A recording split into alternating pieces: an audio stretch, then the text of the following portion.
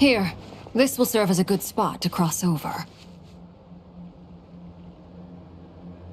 Arlecchino, hold up a second!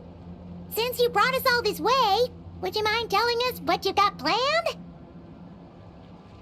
We still haven't got the slightest idea what's going on here.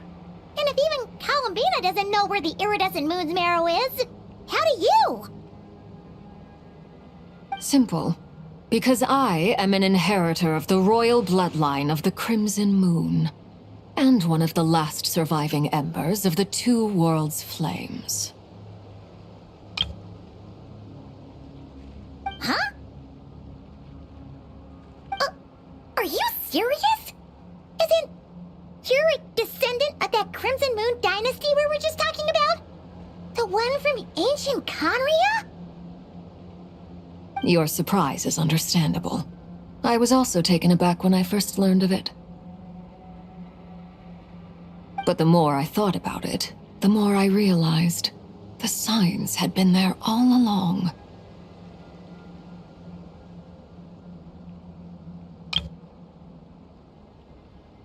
When I was young, I discovered I could wield a very special kind of fire. It coursed like blood through my veins and smoldered away inside my nerves. What's more, whenever I experienced strong bursts of emotion or drew too deeply on this power, it was like some kind of presence within the fire would begin to gnaw away at me, consuming me from the inside out. Exactly. That is why my hands are like this, too. At first, I saw it only as a curse, but once I became a harbinger, the jester apprised me of the truth. Together with my own investigations, over the past few years, there are several things that I have gradually come to understand. For instance, take the so-called Crimson Moon. In truth, it is nothing more than the shattered remnants of the iridescent moon, fused with the abyss to prolong its lifespan. Since this blood flame was bestowed upon me by the Crimson Moon, it is a fusion of the iridescent moon's former power and the corruption of the abyss. You all understand the nature of the abyss well enough. I draw upon its power, and in return, it hungers for my soul.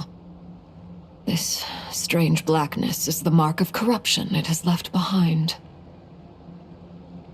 If I recall correctly, you once told me that if the corruption ever made it to your heart, you'd become a completely different person. Yes, and that's the reason I'm always careful not to push my power too far. It's essentially a never-ending tug-of-war. Oh, sounds intense.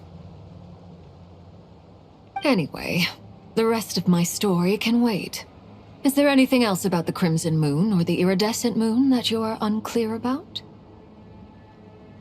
Paimon has a question. So, the Crimson Moon that the Carians used to worship was actually the Iridescent Moon, right? Which was one of the three Moon Sisters. Does that mean that the Carians were to the Crimson Moon as the Frost Moon Scions are to the Frost Moon? So much of that history has been lost. We have no way of knowing exactly what they were like.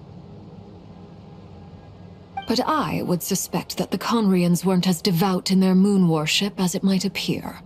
The iridescent moon's remains simply served as their link to the abyss. Later on, perhaps someone discovered a way to make direct contact with the abyss. Or maybe there was some kind of ideological divide. Either way, a dissenting faction staged a coup and drove out the royal heirs of the Crimson Moon Dynasty. Still, even with the dark sun looming high overhead, the Crimson Moon's glow never truly faded. If you want living proof, it's standing right before you. The first time we met, I sensed something familiar in your presence. When I looked at you, I felt I could see that mysterious red moon in the corner of my eye.